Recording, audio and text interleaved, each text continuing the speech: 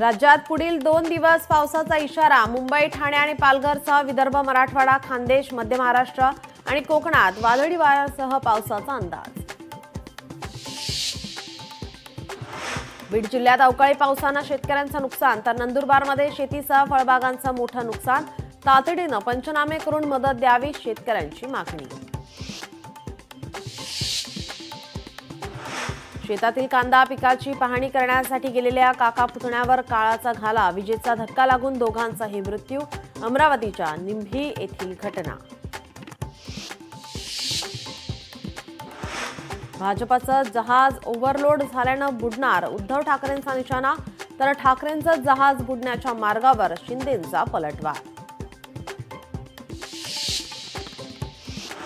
तुळजाभवानी मंदिरात मद्यपान करून गोंधळ घालत तोडफोड. मद्यधुंद पुजारावर कारवाई. भारतीय सैन्याच्या समर्थनार्थ नागपूरमध्ये आज तिरंगा रॅली. मुख्यमंत्री देवेंद्र फडणवीस सहभागी होणार. इस्रायलचे हल्ले वाढले. गाझामध्ये 24 तासात 146 जण ठार, तर 459 जण जखमी झाल्याची माहिती.